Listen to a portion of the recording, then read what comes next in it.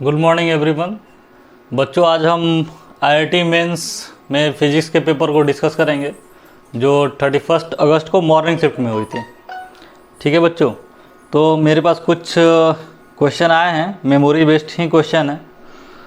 तो आइए डिस्कशन करते हैं और क्वेश्चन करने के बाद पेपर की एनालिसिस किया जाएगा कि पेपर मॉडरेट था, इजी था कि टफ था। तो मॉर्निंग शिफ्ट का पेपर है बच्चों, जो कि 31 अगस्त को हुआ था। ठीक है ना, डेटा वेरी कर सकते हैं क्योंकि ये मेमोरी बेस्ड क्वेश्चन है, इनका ध्यान रखिएगा। तो देखिए, जो पहला क्वेश्चन आपसे पूछा है बच्चों, बहुत सिंपल सा पूछा है, डायमेंशन से रिलेटेड है। मैच द कॉलम है बच्चों। ठीक है, यहाँ पे आपको लिखा है टॉर्क। ठीक है, यहाँ पे लिखा है सरफेस टेंशन। ठीक है, पहला टॉर्क का डायमेंशन, दूसरा सरफेस टेंशन, फिर से इम्पल्स दिया हुआ है। ठीक है, और उसके बाद टेंशन दिया हुआ है। ठीक है ना, चलिए देखते हैं। यहाँ पर लिखा हुआ है डायमेंशन MLT-1। क्लियर। सेकंड आपका दिया है ML2T-2। ठीक है, फिर दिया है MLT-2 और MT-2। ठीक है ना, ये चार आपके ऑप्शन है। मैच द कॉलम है, चार ऑप्शन दिए थे, उनमें से पता करना था कि कौन सा कॉलम, कौन सा ऑप्शन सही है आपका। ठीक है, तो ऑप्शन तो मैं नहीं दे रहा हूँ, ऑप्शन देने की ज़रूरत नहीं है, आप सिंपली कैलकुलेट कर सकते हैं। ठीक है बच्चों, देखो टॉर्क होता क्या है। टॉर्क क्या होता है? Force into perpendicular distance. तो फोर्स का डायमेंशन क्या हो जाएगा? फोर्स क्या होता है? Mass into acceleration. मास का मतलब m, एक्सेलरेशन मतलब मीटर पर सेकंड स्क्वायर। तो मीटर का बच्चों L हो जाएगा, पर सेकंड स्क्वायर का मतलब T-2। ठीक है, ये तो केवल फोर्स का हुआ। इसमें डिस्टेंस से मल्टीप्लाई करेंगे तो L⁻²। अब देखो इसमें कहीं दिया है, ये वाला ऑप्शन हो गया, पहले का सेकंड। ठीक है, उसी तरह जो जिससे आप फेमिलियर है पहले उसको देख लेते हैं। टेंशन क्या बच्चों? टेंशन तो फोर्स ही है, तो फोर्स का डायमेंशन तो हम पहले ही लिख चुके थे, MLT-1, यानी टेंशन का तो ये हो गया। ठीक है, उसके बाद बच्चों क्या है?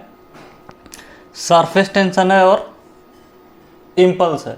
ठीक है, तो सरफेस टेंशन क्या होता है बच्चों, बताइए। सरफेस टेंशन का डायमेंशन क्या होगा, या फिर आप इम्पल्स का डायमेंशन बताइए। तो बताइए इम्पल्स का डायमेंशन बच्चों। इम्पल्स का डायमेंशन हो गया। फोर्स का डायमेंशन क्या होता है बच्चों? MLT-2। ठीक है, मालूम है ना, F इक्वल टू क्या हो जाता है? dp/dt। ठीक है, तो dp इक्वल टू क्या हो जाएगा? F into dt। अब इसमें टाइम से मल्टीप्लाई कर लेंगे तो क्या हो जाएगा?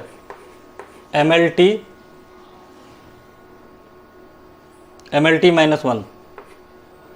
ठीक है, MLT-1। ठीक है, और टेंशन का डायमेंशन क्या था? वो टेंशन का तो MLT-1 नहीं होगा। ठीक है ना, इसको इससे मिला लेते हैं ना। फोर्स का डायमेंशन ये है ना, क्या होता है? kg मीटर पर सेकंड स्क्वायर। ठीक है ना, तो kg का m हो गया, l हो गया T⁻²। ठीक है, तो हमारा इम्पल्स का डायमेंशन क्या हो गया बच्चों? MLT-1। बचा हमारा एक, तो इसका डायमेंशन क्या हो जाएगा? MT⁻²। ठीक है, ऑप्शन देख लेते हैं, ऑप्शन ये हमें गिवन है कि नहीं। ठीक है, तो ऑप्शन आपको बच्चों फर्स्ट का सेकंड है। ठीक है, सेकंड का फोर्थ है। ठीक है, थर्ड का फर्स्ट है और फोर्थ का थर्ड है। ठीक है बच्चों, यही ऑप्शन है, ये सही है हमारा। जो भी हमने मैच द कॉलम किया ये सही है। ये फर्स्ट है, सेकंड, थर्ड एंड फोर्थ। तो पहला क्वेश्चन बहुत ही सिंपल सा था। ठीक है, डायमेंशन सारे बच्चों को मालूम होता है, बेसिक है, फिजिक्स के पहले ही चैप्टर में आपको मिलेगा। आइए दूसरे क्वेश्चन की तरफ बढ़ते हैं। दूसरा क्वेश्चन आपसे क्या कह रहा है? दूसरा क्वेश्चन पढ़िए बच्चों। क्वेश्चन दिया है हमें, a block moving with velocity 40 metre per second. ठीक है, disintegrate into 2 equal parts after which one part moving with velocity 60 metre per second, find the ratio of final and initial kinetic energy. ठीक है, तो बच्चों question क्या कह रहा है हमें कि कोई एक पार्टिकल है, ठीक है, जो कि 40 मीटर पर सेकेंड से मूव कर रही है। ठीक है, और वो पार्टिकल बच्चों दो पार्ट में टूट गई है, डिसइंटीग्रेट हो गई है, मतलब दो पार्ट में टूट गई है और दोनों पार्ट के मास सेम है। तो इसका मास m मान लेते हैं, इसका मास m मान लेते हैं, तो इसका मास कितना हो गया बच्चों 2m। ठीक है, उसमें से एक पार्ट मूव कर रही है 60 मीटर पर सेकेंड से। ठीक है, सेकंड का वेलोसिटी कुछ गिवन नहीं है, तो हम मान लेते हैं कि सेकंड किससे मूव कर रही है बच्चों v से। तो हमको इनका पूछा है कि इनिशियल और फाइनल काइनेटिक एनर्जी के बीच में, फाइनल और इनिशियल काइनेटिक एनर्जी के बीच में रेशियो क्या होगा। तो ऑप्शन लिख लेते हैं। पहले ऑप्शन दिया है 2:3 पहला, दूसरा ऑप्शन है बच्चों आपका 4:7। ठीक है, थर्ड ऑप्शन आपका दिया हुआ है 5:4 और फोर्थ ऑप्शन दिया है 9:5। क्लियर, तो चलो सॉल्व करते हैं। ये तो देखने से आपको पता चल गया होगा बच्चों किसका क्वेश्चन है ये, कंजर्वेशन ऑफ लीनियर मोमेंटम। देखो अगर मोमेंटम कंजर्व है तो initial momentum mass into velocity equal to क्या हो जाएगा, final momentum m1v1 plus m2v2। ठीक है, इनिशियली मास क्या है हमारा 2m है, तो 2m तो ठीक है लिखा हुआ है, कोई दिक्कत की बात नहीं है। वेलोसिटी कितनी है बच्चों 40। ठीक है ना, बाद का मोमेंटम कितना है, ये मास m दिया है, वेलोसिटी 60, इसका मास m है, वेलोसिटी हमें मालूम नहीं, तो m से m तो हर जगह कैंसिल कर सकते हैं। ठीक है ना, तो ये 80 हो गया, 80 में से 60 गया, मतलब v कितना आ गया बच्चों 20 मीटर पर सेकेंड, यानी ये इसकी वेलोसिटी हमको मालूम चल गई कितनी हो गई 20 मीटर पर सेकेंड। क्लियर है। अब हमको फाइनल काइनेटिक एनर्जी और इनिशियल काइनेटिक एनर्जी के बीच का क्या पूछा है, रेशियो पूछा है। तो फाइनल काइनेटिक एनर्जी क्या हो गई बच्चों, देख लेते हैं। हाफ m ये कितने से चल रहा है बच्चों 60 से, 60 का स्क्वायर मतलब 3600। ठीक है, प्लस हाफ m ये कितने से चल रहा है बच्चों 20 से, 20 का स्क्वायर 400। क्लियर है, तो 3600 में 400 जोड़ेंगे बच्चों कितना हो जाएगा 4000, मतलब ये हमारा आ जाएगा 2000 m। क्लियर है। इनिशियल काइनेटिक एनर्जी देखते हैं, इनिशियली कितने से चल रहा था बच्चों ये ब्लॉक पार्टिकल चल रहा था 40 मीटर पर सेकेंड, तो इनिशियल काइनेटिक एनर्जी कोई हाफ, मास कितना है 2m है और वेलोसिटी हो गई 1600। ठीक है, ये कितना हो गया 1600 m। क्लियर, अब रेशियो निकाल लो, के फाइनल बाई के इनिशियल पूछा है, मतलब 2000 डिवाइडेड बाई 1600, तो ये 2 जीरो से ये 2 जीरो कट जाता है, 4 से आप डिवाइड करोगे तो ये 5 टाइम में जाएगा और ये 4 टाइम में जाएगा, मतलब आंसर क्या आ गया 5:4, ऑप्शन में यहाँ पर दिया हुआ है। ठीक है, तो सेकंड क्वेश्चन का बच्चों करेक्ट आंसर क्या है, सेकंड क्वेश्चन का करेक्ट आंसर है हमारा 5:4। ठीक है, आइए थर्ड क्वेश्चन को देखते हैं। थर्ड क्वेश्चन बच्चों हमारा वेक्टर से रिलेटेड है, बहुत ही सिंपल सा क्वेश्चन है। आइए देखते हैं क्या क्वेश्चन कह रहा है। मेंस के अभी तक जो भी पेपर आ रहे हैं बहुत ही ठीक ठाक से आ रहे हैं, बहुत टफ क्वेश्चन नहीं है मेंस के हिसाब से ये। ठीक है, बोर्ड के बच्चे भी इवन कर लेंगे ना अगर थोड़ा सा कंसेप्चुअल क्लैरिटी होगा उनका। तो क्वेश्चन नंबर थर्ड देखो क्या कह रहा है, कह रहा है कि दो वेक्टर दिए हैं। ठीक है ना, हमें वेक्टर दिया है 2a cap plus 3b cap, cap नहीं है वेक्टर ही है, इक्वल टू में क्या है बच्चों 3a vector plus b vector. Clear है, और angle between a and b theta दिया बच्चों हमको 60 डिग्री। ठीक है ना, a और b के बीच का ये एंगल है। ठीक, if a vector by 8 is a unit vector, हमको क्वेश्चन में गिवन है बच्चों कि a vector by 8 is unit vector. Unit vector है मतलब इसका मैग्नीट्यूड क्या हो जाएगा 1 हो जाएगा। ठीक है, find B vector, find vector B. तो क्वेश्चन सिंपल सा है, बहुत टफ तो है नहीं। क्यों? क्योंकि हमें यहाँ पे दिया है कि इन दोनों वेक्टर का सम और इन दोनों वेक्टर के सम का मैग्नीट्यूड इक्वल है। तो दो वेक्टर का मैग्नीट्यूड कैसे निकालते हैं बच्चों? पैरेललोग्राम लॉ के हिसाब से under root of A square plus B square plus 2ab cos theta. तो ए स्क्वायर करोगे बच्चों कितना हो जाएगा? 4a square. बी स्क्वायर आप करोगे तो कितना हो जाएगा? 9b square plus 2 into A B, 3 2 जा 6 इंटू 2 12ab कॉस कितना था बच्चों? कॉस 60 डिग्री था। कॉस 60 की वैल्यू डायरेक्ट लिख दें यहाँ पे 2, कितना हो गया? 6। ठीक है, इक्वल टू देखो इसका मैग्नीट्यूड आप निकालोगे तो क्या हो जाएगा? 9a square plus B square plus 2ab यानी 3ab इंटू 2 इंटू 1/2। ठीक है ना, तो इस 2 से ये 2 कट जाएगा।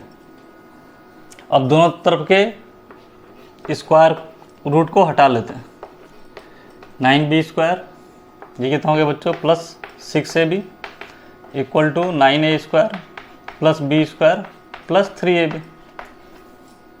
क्लियर? हमसे बी वेक्टर पूछा है और ये गिवन है A vector by 8 is a unit vector. ठीक है ना, यानी ए वेक्टर हमारा किसके बराबर है? ए वेक्टर मैग्नीट्यूड किसके बराबर है? 8 के बराबर। जहाँ जहाँ ए दिया है वहाँ वहाँ 8 रख लेते हैं। तो यहाँ पे देखो बच्चों 8 रखोगे तो कितना हो जाएगा? 4 इंटू 64 प्लस 9b स्क्वायर। यहाँ पर हम 8 रखेंगे तो कितना हो जाएगा? 48। ठीक है, इक्वल टू यहाँ पे रखेंगे 8 तो कितना हो जाएगा?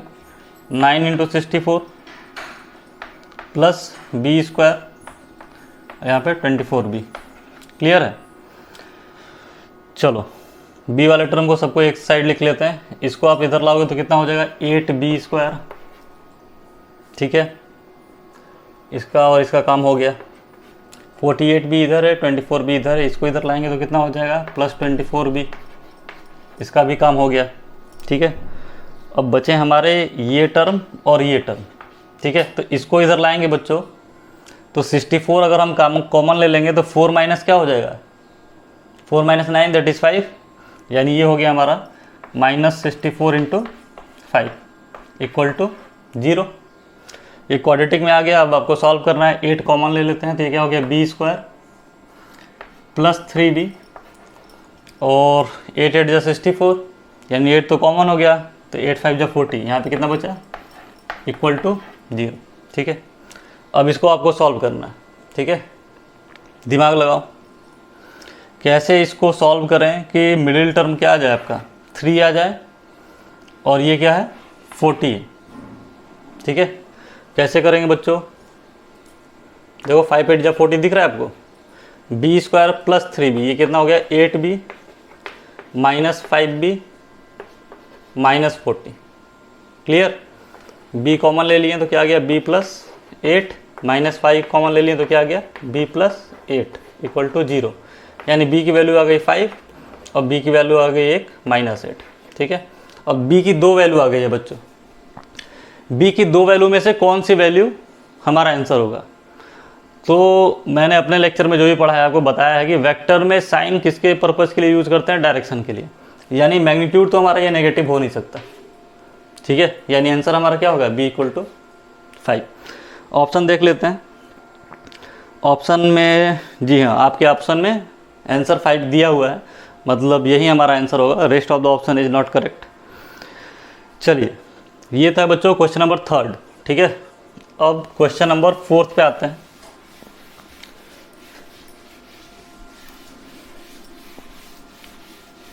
जो भी क्वेश्चन दिए हैं बच्चों उनके हम लोग डिटेल्ड सॉल्यूशन करेंगे। ठीक है, केवल आंसर से मतलब नहीं है।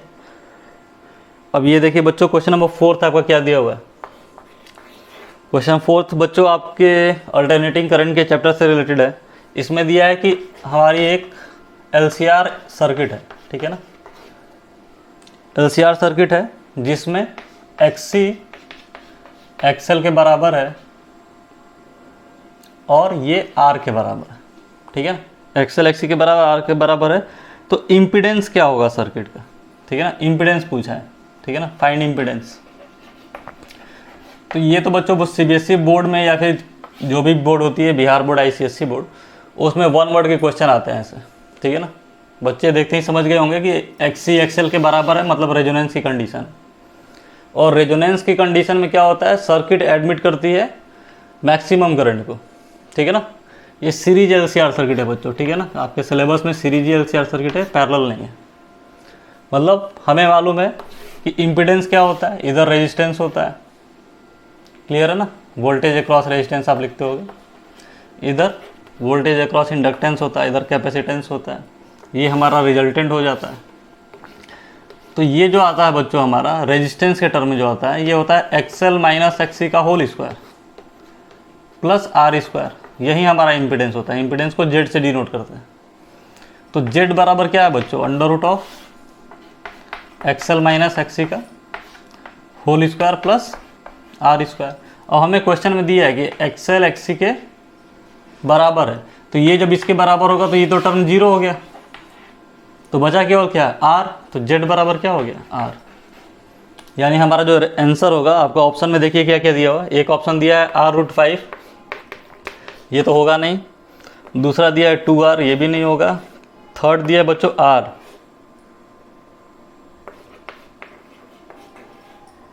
तो ये आंसर होगा हमारा R। क्लियर है, सिंपल सा क्वेश्चन था। क्वेश्चन नंबर 5 पे आते हैं। ये कौन सा क्वेश्चन था बच्चों, क्वेश्चन नंबर 4, ठीक है। 5th क्वेश्चन को देखते हैं। 5th क्वेश्चन क्या कह रहा है। 5th क्वेश्चन बच्चों हमसे कह रहा है, ये आपका ऑप्टिक्स से रिलेटेड क्वेश्चन है, और ऑप्टिक्स में लेंस वाले पार्ट से रिलेटेड, ठीक है ना। क्वेश्चन ध्यान से सुनिएगा। Find the position and magnification of image, ठीक है ना। Find the position and magnification of image formed in A concave lens having focal length f and object place at focus, ठीक है ना। क्वेश्चन मैं फिर से बता दूंगा आपको, ऑप्शन पहले लिख लेता हूँ। v इक्वल टू आपको दिया है -f/3, m दिया है 1/2, ठीक है ना। दूसरा ऑप्शन है बच्चों v इक्वल टू -f/2 और मैग्निफिकेशन है आपका -1/2, क्लियर। तीसरा ऑप्शन आपको दिया है v इक्वल टू -f/2 और मैग्निफिकेशन दिया हुआ है 1/2, ठीक है। और फोर्थ बच्चों क्या दिया है, फोर्थ आपको दिया है v इक्वल टू f/2 और मैग्निफिकेशन क्या है 1/2, ठीक है। चलिए सॉल्यूशन देखते हैं। क्वेश्चन कह रहा है कि हमको एक कनकेव लेंस दिया हुआ है, ठीक है ना। तो कनकेव लेंस पहले बना लेते हैं, ठीक है। और उसमें क्या कह रहा है कि ऑब्जेक्ट जो रखा हुआ है वो फोकस पे रखा है, मतलब u हमारा क्या है बच्चों, f के बराबर है। फॉर्मूले में जब लिखेंगे तो साइन कन्वेंशन के साथ लिखेंगे, ठीक है। तो इमेज कहाँ बनेगा, पहली चीज़ तो ये है। तो फॉर्मूला क्या होता है लेंस का बच्चों, 1/v minus 1/u equal to 1/f। कोई इसमें डाउट नहीं है। अब ऑब्जेक्ट बच्चों इधर से रखा है, रे इधर से जा रही है, हमारी ये ऑप्टिकल एक्सिस है, ठीक है ना, ऑप्टिकल सेंटर वाली एक्सिस है। तो इसके पीछे आएंगे तो u क्या होना चाहिए, नेगेटिव, ठीक है। फोकस भी क्या होगा, नेगेटिव। तो 1/v इक्वल टू क्या हो गया बच्चों, 1/f प्लस 1/u। तो ऐसे लिख लें पहले। और हमें मालूम है कि f क्या है, f कैसा है बच्चों, f नेगेटिव है, u भी क्या है, नेगेटिव है। और u किसके बराबर है, फोकल लेंथ के ही बराबर है, मतलब जो भी हमको फोकस दिया है। तो यहाँ से 1/v करोगे तो कितना आ जाएगा बच्चों, -2/f, that is v equal to -f/2, ठीक है ना। v क्या आ रहा है, -f/2। तो -f/2 किस में है बजी, इसमें दिया है और इसमें दिया है, ठीक है ना। अच्छा इसमें भी दिया है, मतलब ये वाला ऑप्शन अब केवल अभी एलिमिनेट हुआ है। सेकेंड टर्म में पूछा है बच्चों कि मैग्निफिकेशन क्या होगा। तो लेंस में मैग्निफिकेशन का फॉर्मूला क्या होता है, v/u, ठीक है। v देखो बच्चों कितना आया है, v आया है आपका -f/2, ठीक है। u क्या था बच्चों, -f, माइनस से माइनस कैंसिल हो गया, यानी मैग्निफिकेशन आ गया 1/2, ठीक है। तो देखते हैं, इसमें मैग्निफिकेशन 1/2 दिया है, गलत है ये। तो ये भी गलती है क्योंकि फोकस इसमें v हमारा -f/2 आ रहा था, तो ये f/2 पॉजिटिव है। इसमें बच्चों v नेगेटिव है, मैग्निफिकेशन 1/2 है, ठीक है ना। ये हमारा सॉल्यूशन हो जाएगा। तो सिंपल सा क्वेश्चन था, डायरेक्ट डेटाबेस क्वेश्चन थे। फॉर्मूले पे आप रखते आपको आंसर आ जाता। ठीक है, नेक्स्ट क्वेश्चन देखिए बच्चों, क्वेश्चन नंबर 6। ठीक है, ये क्वेश्चन नंबर 5 था। क्वेश्चन नंबर 6 बच्चों आपके मॉडर्न फिजिक्स से रिलेटेड है। ठीक है, बहुत बच्चों का मन पसंदीदा टॉपिक होता है मॉडर्न फिजिक्स। मॉडर्न फिजिक्स से रिलेटेड है, साथ में उसके डी ब्रॉगली वाला, जो डी ब्रॉगली वेवलेंथ वाला जो टॉपिक है उससे रिलेटेड है। ठीक है ना, तो क्वेश्चन ध्यान से सुनिए क्या कह रहा है। क्वेश्चन हमसे कह रहा है बच्चों कि de Broglie wavelength is same for an electron and proton. ठीक है ना, कह रहा है कि दो चार्ज पार्टिकल हैं, एक इलेक्ट्रॉन है एक प्रोटॉन है, तो इलेक्ट्रॉन का जो वेवलेंथ है वो प्रोटॉन के वेवलेंथ के बराबर है। ये हमको क्वेश्चन में गिवन है। Then which of the following relation is correct. ठीक है ना, इतना ही गिवन है और क्वेश्चन में कह रहा है कौन सा रिलेशन करेक्ट है, तो ऑप्शन लिख लेते हैं। पहला ऑप्शन बच्चों कह रहा है कि kinetic energy of proton is greater than kinetic energy of electron. ठीक है, उसके बाद बच्चों इसी में एक और ऑप्शन दिया है आपको, momentum of proton is greater than momentum of electron. दूसरा ऑप्शन देखो बच्चों, दूसरा ऑप्शन कह रहा है kinetic energy of proton is greater than kinetic energy of electron and momentum of proton is equal to momentum of electron. ठीक है, थर्ड क्वेश्चन में कह रहा है kinetic energy of proton is less than kinetic energy of electron and the momentum of proton is less then momentum of electron. Fourth option में क्या कह रहा है बच्चों, A B C and D. ठीक है ना, डी में कह रहा है कि kinetic energy of proton electron से कम है और मोमेंटम क्या है, इक्वल। ठीक है ना, ये चार ऑप्शन हमको दिए हुए हैं। अब देखो बच्चों कैसे करेंगे। ठीक है, यानी ऑप्शन के हिसाब से मुझे पता चल रहा है काइनेटिक एनर्जी और मोमेंटम के बारे में हमको चर्चा करनी। तो हमें मालूम है कि डी ब्रॉगली हाइपोथेसिस के हिसाब से कोई भी मूविंग मटेरियल पार्टिकल की वेवलेंथ कितनी होती है, h/mv। mv का क्या होता है, मोमेंटम। ठीक है, तो दो अलग अलग पार्टिकल यहाँ पे क्या है, इलेक्ट्रॉन और प्रोटॉन है। इन दोनों के वेवलेंथ सेम है, मतलब v सेम है। ठीक है ना, और खुद सोचो h तो क्या होता है, प्लैंक कांस्टेंट होता है, तो दोनों के वेवलेंथ सेम है और ये कांस्टेंट ही है, तो उसकी एक ही पॉसिबिलिटी है कि मोमेंटम क्या हो, दोनों का सेम हो। अब देख लो मोमेंटम किस में सेम है, एक तो इसमें सेम है बच्चों, एक इसमें सेम है। ठीक है ना, यहाँ पर यानी ये दो ऑप्शन तो एलिमिनेट हो गए आपके। अब चर्चा करते हैं काइनेटिक एनर्जी की। तो काइनेटिक एनर्जी और मोमेंटम में बच्चों रिलेशन क्या होता है, अगर आपको नहीं मालूम है तो ये रख लीजिए दिमाग में, 2mk होता है। क्या होता है, 2mk। अब खुद सोचो बच्चों, ये मान लेते हैं इलेक्ट्रॉन है और ये क्या है, प्रोटॉन है। ठीक, तो अगर ये मोमेंटम हमारा तो दोनों का सेम है, कोई इसमें टेंशन की बात है नहीं, ये तो दोनों के लिए क्या है, सेम है, तभी तो इस पर ऑप्शन पे टिक लगा है। तो किसका मास ज़्यादा होगा, यहाँ से हम क्या निकाल सकते हैं कि काइनेटिक एनर्जी जो है वो डायरेक्टली प्रोपोर्शनल है किसके, 1/√m। जिसका मास कम होगा उसकी काइनेटिक एनर्जी ज़्यादा होगी, जिसका मास ज़्यादा होगा उसकी काइनेटिक एनर्जी कम होगी।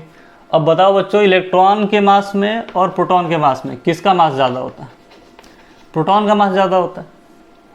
तो mass of proton is greater then mass of electron, तो जिसका मास ज़्यादा हो गया उसकी काइनेटिक एनर्जी कम हो गई। ठीक है, मतलब इलेक्ट्रॉन की काइनेटिक एनर्जी क्या होगी, ज़्यादा होगी। तो ऑप्शन क्या होगा, ये वाला होगा, ये क्या होगा, कैंसिल हो गया। मतलब करेक्ट आंसर क्या है बच्चों, आंसर डी। ठीक है, चलिए नेक्स्ट क्वेश्चन पे आते हैं। नेक्स्ट क्वेश्चन बच्चों आपका है करंट से रिलेटेड। ठीक है, करंट तो क्लास 12th में सबका फेवरेट टॉपिक होता है। ठीक है, और बहुत इंटरेस्टिंग भी होता है, बहुत बच्चों को पसंद आता है किरचॉफ के नियम लगाने। तो देखिए क्वेश्चन में क्या कह रहा है, ध्यान से देखते हैं। क्वेश्चन नंबर ये है बच्चों आपका, नोट डाउन करना था मैं भूल गया, शायद 7th है। ये क्वेश्चन है बच्चों कि हमें एक बैटरी दी हुई है 6 वोल्ट की। ठीक है, और इसके साथ रजिस्टर ऐसे लगे हुए हैं। ठीक है, और इस रजिस्टर के साथ बच्चों एक कैपेसिटर भी लगा हुआ है। कैपेसिटर कितने का है? 50 माइक्रोफैरड। ठीक है, आपको रेजिस्टेंस दिया है 2 किलो ओम, ये भी 2 किलो ओम का है और ये भी 2 किलो ओम का है। ठीक है, क्वेश्चन पढ़ लेते हैं। क्वेश्चन कह रहा है in the given following circuit find charge on capacitor eight steady state. ठीक है, स्टेडी स्टेट के समय इस कैपेसिटर पे चार्ज कितना हो जाएगा? तो आपको ऑप्शन दिया है 50 माइक्रोकूलम, ठीक है, 70 माइक्रोकूलम, ठीक है, 90 माइक्रोकूलम, ठीक, और लास्ट वन इज 100 माइक्रोकूलम। ठीक है, तो इस पूरे क्वेश्चन में इंपॉर्टेंट बात क्या है बच्चों? Steady state. स्टेडी स्टेट क्या होता है ये बताओ। ठीक है ना, अब जैसे ये बैटरी करंट भेज रही होगी, ठीक है ना, तो करंट भेज रही होगी तो ये कैपेसिटर चार्ज हो रहा होगा। जब ये कैपेसिटर फुल्ली चार्ज हो जाएगा तो अब इधर कोई करंट जाएगी नहीं। करंट कैसे आ जाएगी? सीधी। मतलब स्टेडी स्टेट वो कंडीशन है जिस समय अगर रेजिस्टेंस के पाथ में हमारा कैपेसिटर लगा है तो अब करंट उधर नहीं जाएगी, सीधे सीधे चली जाएगी। क्लियर है ना? मतलब ये और ये किस में हो गए? सीरीज में हो गए, क्योंकि ये कैपेसिटर हमारे फुली चार्ज हो गया है। स्टेडी स्टेट वही कंडीशन है। ठीक है ना, इनिशियल कंडीशन की बात नहीं कर रहा है, चार्जिंग ऑफ कैपेसिटर की बात नहीं कर रहा है, जब कैपेसिटर पूरा चार्ज हो गया तब की बात कर रहा है। तो जब ये तीनों सीरीज में हो जाएंगे तो करंट निकालना कोई बड़ी बात नहीं हो जाएगी। करंट क्या होगा? I = V/R। ये तीनों सीरीज में है तो V बच्चों हमारा 6 है और ये है 6 किलो ओम, तो 10⁻³ लिख लेते हैं। मतलब करंट कितना आ गया बच्चों?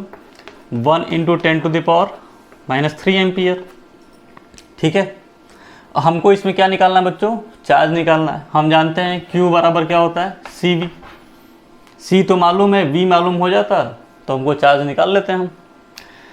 तो देखो बच्चों, इस कैपेसिटर के क्रॉस, ठीक है ना, इसके क्रॉस वोल्टेज कितना होगा? तो हमें करंट मालूम है कितना है? 1 × 10⁻³ तो वोल्टेज क्या हो जाएगा? V = क्या होता है? IR। R हमको दिया है 2 किलो ओम और I दिया है 1 × 10⁻³, मतलब तो ये तो 2 वोल्ट आ गया, सिंपल सा था। ठीक है, अब जैसे ही 2 वोल्ट आ गया क्वेश्चन में, आंसर में हमारे बच्चों, इसको पुट कर लेते हैं इस पर। ठीक है, Q बराबर CV। Q कितना दिया है बच्चों? 50 माइक्रोफैरड, ठीक है, इंटू 2 दैट इज 100 माइक्रोकूलम। देखते हैं ऑप्शन में कहीं दिया है? ये तो नहीं हो सकता, ये भी नहीं हो सकता। ठीक है, आंसर क्या है बच्चों? 100 माइक्रोकूलम। ठीक है, तो ये बच्चों आपका क्वेश्चन था इलेक्ट्रिक करंट से रिलेटेड। अब आइए नेक्स्ट क्वेश्चन पे पहुंचते हैं, डिस्कस करते हैं उसके बारे में। क्वेश्चन बच्चों दिया है, ये भी बहुत ही सिंपल सा क्वेश्चन है। क्वेश्चन क्या कह रहा है? इलेक्ट्रोस्टैटिक से रिलेटेड है। आइए देखते हैं। अभी पिछले लॉकडाउन से पहले ये इससे अच्छा क्वेश्चन CBSE में आया था, जो पेपर कंडक्ट कराई गई थी। ऑलमोस्ट सिंपल ऐसा ही क्वेश्चन था, डेटा वेरी कर सकता है, तो उसी से रिलेटेड कुछ क्वेश्चन है। देखते हैं क्वेश्चन क्या कह रहा है। क्वेश्चन कह रहा है बच्चों कि 2 चार्ज है हमारे पास, ठीक है ना, 2 charge. Question number 9 8 I think, ठीक है ना। 2 चार्ज है बच्चों 20 माइक्रोकूलम के, ठीक है, और एक चार्ज है बच्चों -5 माइक्रोकूलम का। ये हमको 2 चार्ज गिवन है, ठीक है। इनके बीच की दूरी दी हुई है 5 सेंटीमीटर, ठीक है। तो सेंटीमीटर दिया तो मीटर में कन्वर्ट कर लेते हैं, 5 × 10⁻² metre. Clear. Find the position where the third charge is place such that the force experience by that charge is 0, ठीक है। क्वेश्चन कह रहा है कि हमको थर्ड चार्ज एक ला के रखना है इसी सिस्टम में कि उस थर्ड चार्ज पे नेट फोर्स क्या हो? 0, ठीक है। तो इससे रिलेटेड बच्चों बहुत सारे क्वेश्चन मैंने अपने वीडियो में बनाए हैं, ठीक है, और उसमें आपको कंसेप्ट भी सिखाया था कि जब चार्ज हमारा अपोजिट नेचर का, ठीक है ना, पॉजिटिव नेगेटिव हो, तो जो थर्ड चार्ज को लाएंगे उस चार्ज के पास लाएंगे जिसका मैग्नीट्यूड क्या हो? कम हो। ये मैंने बताया था। खैर, जो बच्चे अभी नहीं देखे हैं वीडियो, आप ऐसे समझ सकते हैं कि जो थर्ड चार्ज ला रहे हैं हम ला के यहाँ पे चेक कर लेते हैं, यहाँ चेक कर लेते हैं, यहाँ चेक कर लेते हैं, यहाँ पे रख के चेक कर लेते हैं, यहाँ पे रख के चेक कर लेते हैं। कि कहाँ पर पॉसिबिलिटी है कि फोर्स जीरो होगा। तो अगर बच्चों ये इस चार्ज पे इसकी वजह से फोर्स किधर लगेगा, इधर, इस चार्ज की वजह से इधर लगेगा, तो नेट फोर्स इधर लगेगा, तो ये इधर भाग जाएगा, इक्विलिब्रियम में हो नहीं सकता। सिमिलरली इस पर फोर्स इधर लग जाएगा, इसके वजह से फोर्स इधर लग जाएगा, ये भी इधर भाग जाएगा, इक्विलिब्रियम में नहीं हो सकता। इसके वजह से फोर्स होगा इधर होगा, इसके वजह से फोर्स इधर होगा, ये भी भाग जाएगा। इसके वजह से फोर्स इधर होगा और माइनस वाले की वजह से इधर होगा। यहाँ पॉसिबिलिटी है कि दो वेक्टर अपोजिट हैं, तो शायद अगर मैग्नीट्यूड सेम हो तो जीरो हो जाए, और सिमिलरली यहाँ पर भी होगा। अब इन दोनों में से कौन सा लेंगे, ठीक है। तो जाहिर सी बात है जिसका मैग्नीट्यूड ज़्यादा है वो ज़्यादा फोर्स लगाएगा, और हमको तो फोर्स इक्वल चाहिए दोनों साइड से, तभी कैंसिल आउट होंगे। तो देखो इसका फोर्स ज़्यादा होगा, ठीक है ना, क्योंकि मैग्नीट्यूड ज़्यादा है, लेकिन इस चार्ज से यहाँ तक की दूरी क्या हो जाएगी, ज़्यादा हो जाएगी। तो दूरी ज़्यादा हो जाएगी तो ओवरऑल फोर्स मैनेज हो जाएगा, ठीक है ना। फोर्स का फॉर्मूला क्या होता है बच्चों, Q1Q2 बाई आर स्क्वायर। तो अगर Q2 ज़्यादा है तो R को क्या होना पड़ेगा, ज़्यादा होना पड़ेगा, तभी तो कोई इफेक्ट नहीं पड़ेगा फोर्स में, अदरवाइज इसकी मैग्नीट्यूड बहुत ज़्यादा हो जाती है। तो यही आपको हमने समझाया था अपने लेक्चर में कि थर्ड चार्ज जो हम ला रहे हैं, ठीक है, जब दो चार्ज हमको गिवन है प्लस और माइनस, तो उस चार्ज को हमेशा कहाँ पे रखेंगे, उस चार्ज के पास जिसका मैग्नीट्यूड कम है, मतलब हम यहाँ पे रखेंगे, ठीक है। तो ये x हमें निकालना है, तो देखते हैं, बहुत टफ तो नहीं है। इसके वजह से यहाँ पे फॉर्मूला लिख लिया जाए ना, Q1 कितना है बच्चों, 20 into 10⁻⁶ into Q2 divided by R square. R is how much, 5 into 10⁻⁻2 plus x,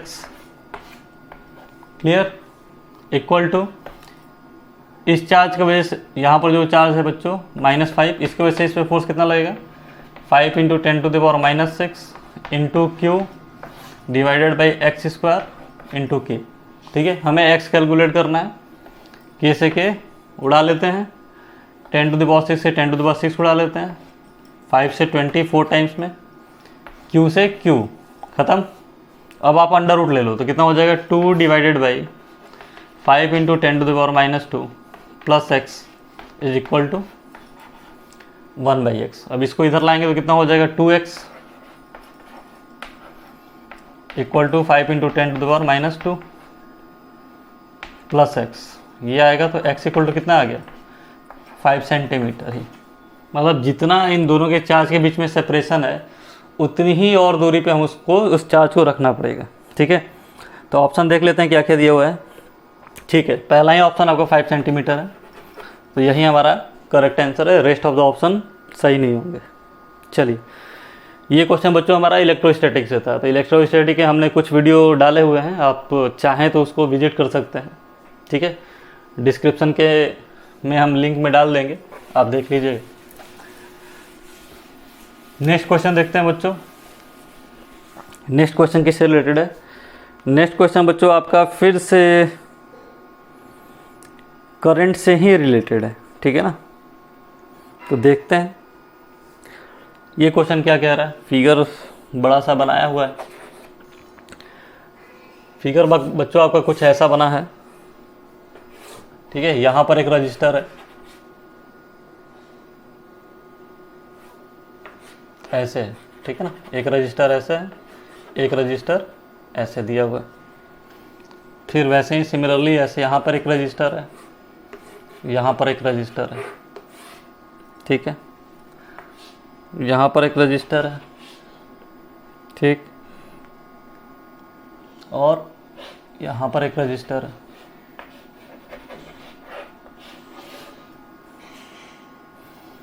यहाँ से एक सीधे सीधे एक रजिस्टर इससे जुड़ गया, ठीक है। यहाँ पर एक बैटरी है और एक रजिस्टर है, ठीक है ना, ऐसा फिगर है हमारा, ठीक है। डेटा लिख लेते हैं, ये 4 ओम है, ये भी 4 ओम है, ये आपका 8 ओम है, ये भी 8 ओम है, ये 2 ओम है बच्चों आपका, ये 15 ओम है और ये 10 ओम है, ठीक है। सिमिलरली ये आपका 8 ओम है और ये 1 ओम है, और ये दिया 12 वोल्ट। क्वेश्चन देखते हैं क्या पूछ रहा है।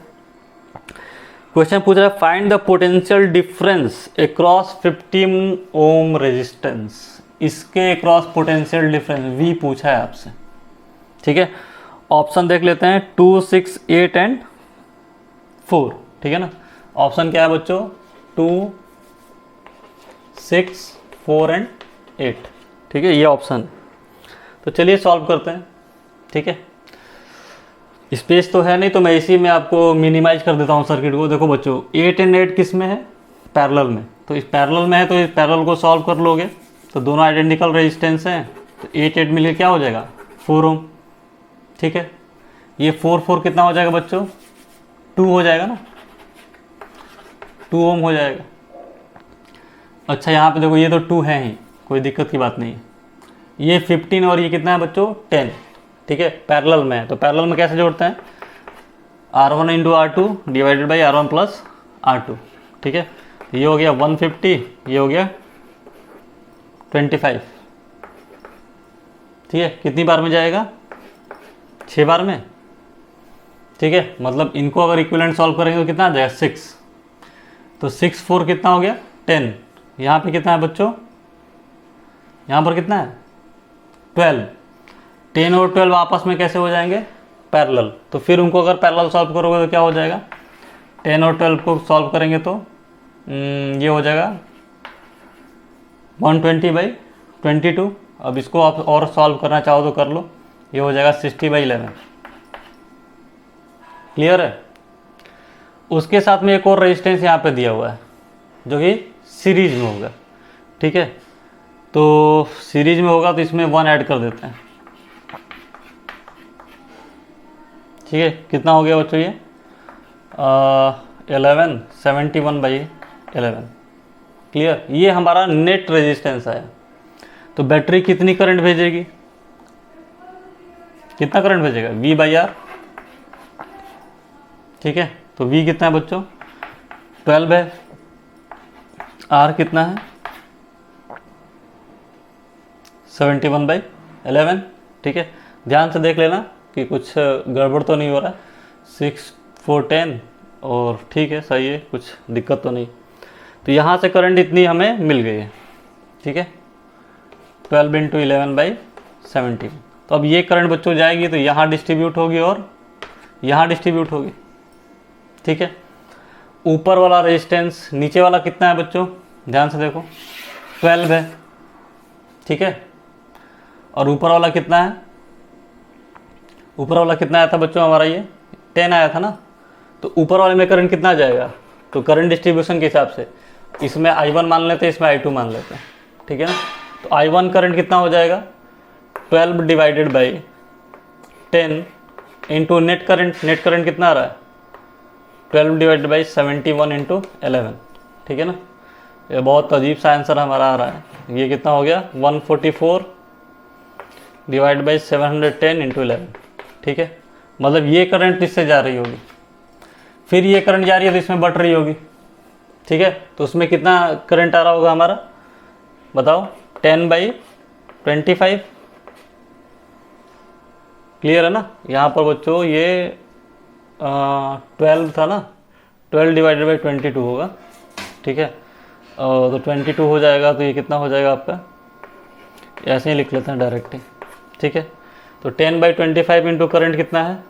144, 22 इंटू 71 इंटू 11। यहाँ से हमको बच्चों करंट मिल जाएगा 15 ओम रेजिस्टेंस में, ठीक है। और करंट मिल जाएगा तो आप वोल्टेज निकाल लोगे। हालांकि हमको ऑप्शन दिया है 2 6 4 8, ठीक है। तो ऐसा तो कोई ऑप्शन समझ में नहीं आ रहा है, क्योंकि हमको लग रहा है कि हमने कोई डेटा गलत लिया हुआ है, ठीक है। अदरवाइज ये फ्रैक्शन में नहीं आना चाहिए था। देख लेते हैं एक बार और से क्वेश्चन। क्वेश्चन दिया था 4 ओम 4 ओम, ठीक है, 2 ओम, 15 एंड 10। अच्छा बच्चों यहाँ पे थोड़ी सी मिस्टेक हो गई है। ये 8 ओम की जगह पे 6 ओम दिया हुआ है, ठीक है ना। मैं भी कहूँगा क्यों ऐसा आंसर आ रहा है। तो देख लेते हैं क्या आंसर है आपका फिर से। अब ध्यान से देखो बच्चों, ये 6 ओम है तो ये टोटल कितना हो गया? 10 ओम। ऊपर को सॉल्व किए थे तो कितना आया था? 10 ओम, ठीक है ना। 10 और 10 आपस में किस में है? पैरेलल में तो कितना हो जाएगा 5 ओम, 5 ओम के साथ 1 6 ओम। ठीक है, तो करंट कितना आ गया 12 डिवाइडेड बाई 6 2 एम्पियर। बताइए इतना अच्छा सा करंट आ रहा था, हमने डेटा गलत ले लिया था। मतलब यहाँ से करंट कितनी जा रही है 2 एम्पियर की। अब 2 एम्पियर की करंट इसमें जा रही है। ठीक है, ये भी 10 ओम का है, ये भी 10 ओम का है, मतलब करंट बराबर बटेंगे। यानी इसमें 1 एम्पियर आ रही होगी और इसमें भी 1 एम्पियर जा रही होगी। यहाँ से देखो बच्चों 1 एम्पियर पहुँची यहाँ पे, हमको इसमें करंट निकालना है। ठीक है, तो उसमें करंट निकालना है तो आई बराबर क्या लिख लेंगे 10/25 into net current. Net current हमारी 1 है। ठीक है ना, मतलब हमारा आंसर कितना आ गया 2/5। ये हमारा करंट है कितने 50 ओम रेजिस्टेंस में।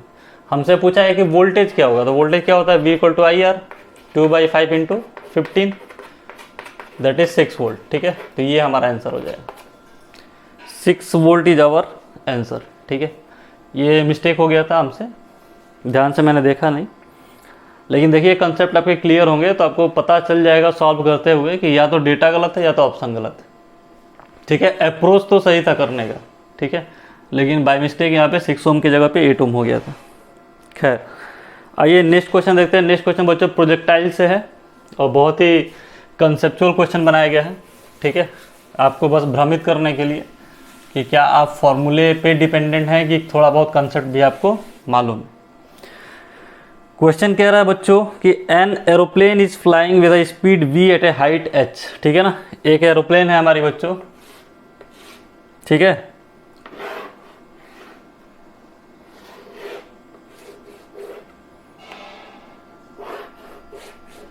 जो कि h हाइट ऊपर फ्लाई कर रही है। ठीक है, जिसकी हॉरिजॉन्टल में हमको रफ्तार दी हुई है v। क्लियर है, एकदम सिमिलर क्वेश्चन है, एससी वर्मा में ऐसा दिया हुआ है, बस थोड़ा सा इसमें डेटा चेंज कर दिया है, क्वेश्चन चेंज कर दिया है, क्वेश्चन तो सिमिलर ही है। तो क्वेश्चन कह रहा है कि an aeroplane is flying with a speed v at a height h from the surface of earth. ठीक है, if it drop a food packet which is catched by a person on the ground. ठीक है ना, अगर इस aeroplane से एक food packet को ड्रॉप किया गया है, ठीक है, और वो एक इंसान के द्वारा, यहाँ पे कोई आदमी है, उसके द्वारा कैच कर लिया गया है। ठीक है ना, तो find the distance between the aeroplane and the person when the person catches the food packet. ठीक है, तो हमसे डिस्टेंस पूछा है पर्सन और उस एरोप्लेन के बीच में। पहला ऑप्शन है h, दूसरा ऑप्शन है v 2h/g। ठीक है, तीसरा ऑप्शन है v √h/g और चौथा ऑप्शन है 2h। ठीक है, अब बताओ बच्चों, खुद लॉजिकली बताओ आंसर क्या होना चाहिए।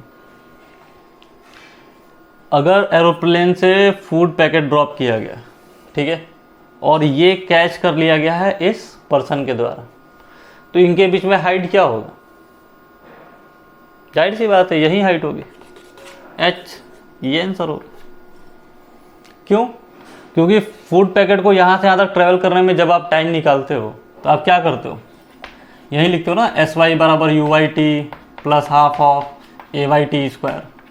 क्लियर है, तो हम SY को -h लिख लेते हैं। क्यों? क्योंकि हमको वर्टिकल में देखना होता है कि कितनी नीचे हाइट है। इनिशियल वेलोसिटी तो है नहीं इधर, एक्सेलरेशन g हो गया, ये t² है, मतलब t यहाँ से क्या गया 2h/g √ में। क्लियर है, हॉरिजॉन्टल में कितना चलता है ये, तो हॉरिजॉन्टल के लिए आप Sx बराबर क्या लिखते हैं ux × t। तो इनिशियल वेलोसिटी इन x डायरेक्शन कितना है v, ये कितना हो गया 2h/g। ठीक है ना, मतलब ये बेसिकली रेंज आपका आ गया। तो ये जो आपका आंसर यहाँ पर दिया हुआ है ये तो रेंज का है। ठीक है, ये तो कहीं से आने को रहा और हाइट का डबल का कोई चांस ही नहीं है। मतलब जो पार्टिकल ड्रॉप हो रहा है, ठीक है, वो जिस आदमी के द्वारा पकड़ा जा रहा है वो डायरेक्टली इसके नीचे ही होगा। ठीक है, सिंपल सा क्वेश्चन था, बहुत टफ नहीं था। एक क्वेश्चन फिर से, इस बार इलेक्ट्रिक करंट से बहुत ज़्यादा क्वेश्चन पूछे हैं भाई। इलेक्ट्रिक करंट से रिलेटेड एक और क्वेश्चन है, आइए उसको डिस्कस कर लेते हैं। ठीक है, फिर रेस्ट ऑफ द क्वेश्चन हम नेक्स्ट लेक्चर में डिस्कस करेंगे। क्वेश्चन कह रहा है बच्चों कि एक स्क्वायर है,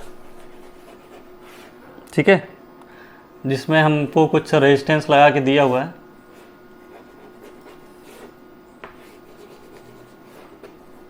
क्लियर है, ये 3 ओम है, सारे 3 ओम है, ठीक है ना, 3 ओम 3 ओम 3 ओम 3 ओम। और ये पॉइंट ए है और ये पॉइंट बी, ठीक है। क्वेश्चन कह रहा है कि a square loop having each side of resistance 3 ohm, now this loop is deformed into a circular loop, then the equivalent resistance across diameter is, ठीक है। कुछ नहीं, बस कंफ्यूज करने के लिए ऐसा कहा गया। कह रहा है कि इस सर्किट को हम डिफॉर्म करके क्या बना लेते हैं, एक सर्कुलर लूप बना लेते हैं, ठीक है ना। मान लेते हैं कि ये वाला पार्ट क्या हो गया, आधा सर्किल, और ये वाला पार्ट क्या हो गया, आधी सर्किल, ठीक है। तो डायमीटर के अलॉन्ग रेजिस्टेंस क्या होगा, तो यानी ये तो भैया एक आपका हो गया रेजिस्टेंस, ठीक है। सेम क्वेश्चन ये आपके एस सी वर्मा के एक्सरसाइज में दिया हुआ है, ठीक है। इवन थोड़ा इससे अच्छा ही दिया हुआ है, ऐसे बन गया। ये 3 ओम है और ये क्या है, 3 ओम है, ये भी 3 ओम है और ये भी क्या है, 3 ओम। ये आपस में कैसे हैं बच्चों, सीरीज में। ये आपस में कैसे हैं, सीरीज में। सीरीज में सॉल्व करोगे तो कितना आ जाएगा, 6 ओम ऊपर 6 ओम नीचे। तो जैसे ही 6 ओम ऊपर बना लिए और नीचे 6 ओम बना लिए, ठीक है। ये पॉइंट ए है, ये बी है, ये आपस में कैसे हैं, पैरेलल हैं। तो पैरेलली सॉल्व करोगे तो आंसर कितना आ जाएगा, 3 ओम, ठीक है ना। 6 × 6/6 + 6 दैट इज 12। तो ऑप्शन देख लेते हैं क्या क्या दिया हुआ है। ऑप्शन पहला दिया 5 ओम, ये होना नहीं चाहिए। दूसरा दिया 8 ओम, ये भी नहीं हो सकता। तीसरा दिया ऑप्शन 8 ओम, तीसरा दिया 6 ओम और चौथा दिया बच्चों 3 ओम, ठीक है ना। तो ये तो 3 गलत ही हैं दिख रहा है। 6 ओम इज आवर राइट आंसर। जाते जाते बच्चों एक और क्वेश्चन डिस्कस कर लेते हैं जो कि बहुत ही सिंपल सा है, ठीक है। ज़्यादा लंबा वीडियो बनाना नहीं चाहता मैं। देखिए क्वेश्चन एक दिया है बच्चों, ये आपका मिरर से रिलेटेड है, बहुत सिंपल सा क्वेश्चन है। कह रहा है कि 2 मिरर आपके दिए हुए हैं, ठीक है, 2 मिरर दिए हुए हैं, ठीक है। ये क्वेश्चन नंबर आपका 11 या 12 होगा, देख लीजिएगा। यहाँ पर बच्चों एक पार्टिकल रखा है, ठीक है, और ये हमारे कैसे मिरर हैं बच्चों, प्लेन मिरर है, ठीक है ना। तो प्लेन मिरर है और यहाँ पे ऑब्जेक्ट है, इसकी दूरी बच्चों a है और यहाँ से इसकी दूरी 2a है। तो कह रहा है कि इसके जो इमेज बनेंगे, ठीक है ना, 2 इमेज बनेंगे, एक इधर बनेगा एक इधर बनेगा। तो वो जो इमेज है उनके बीच की दूरी क्या है, ठीक है। तो प्लेन मिरर की सबसे खूबसूरत बात क्या होती है कि इमेज, ऑब्जेक्ट जितनी दूरी पे है इमेज उतनी ही दूरी पे बनेगा, ठीक है ना। जिस हाइट की है उसी हाइट का बनेगा। तो खैर यहाँ पे तो पॉइंट ऑब्जेक्ट है तो हाइट की चर्चा हम करेंगे नहीं, क्लियर है ना। तो इसकी पहली इमेज यहाँ कहीं बनेगी, कितनी दूरी पे, a दूरी पे। इसकी इस मिरर से इमेज कहाँ बनेगी बच्चों, यहाँ कहीं बनेगी 2b पे, क्लियर है ना, 2b पे। तो कह रहा है कि इससे इसके बीच में दूरी क्या होगी, ठीक है। तो आपको दिख रहा होगा, सिंपल सा है, ये a है ये 2a है। पाइथागोरस थ्योरम लगा लोगे, ये कितना आ जाएगा, √5 है। 2a² + a² दैट इज √5, और ये भी कितना आ जाएगा बच्चों, √5, ठीक है। दूरी कितनी हो गई, 2√5 है, ठीक है। क्वेश्चन में कुछ था नहीं, ऑप्शन पहला ही दिया हुआ है 2√5 है, ठीक है। यही आंसर है हमारा, रेस्ट ऑफ द ऑप्शन देखने की ज़रूरत नहीं है। तो ये तो क्वेश्चन थे बच्चों जेईई मेंस में जो मॉर्निंग शिफ्ट में पेपर हुआ था, ठीक है, कब, 31 अगस्त को। इसमें और भी क्वेश्चन हैं जो मैं नेक्स्ट लेक्चर में डाल दूंगा। उसके बाद जो इवनिंग शिफ्ट में पेपर हुए थे उनके बारे में भी डिस्कस करेंगे, ठीक है। तब तक आप वीडियो को देखते रहिए और थॉरो कंसेप्ट के लिए आप चैनल पे विजिट करके हर एक टॉपिक को देख सकते हैं, ठीक है। तब तक के लिए धन्यवाद।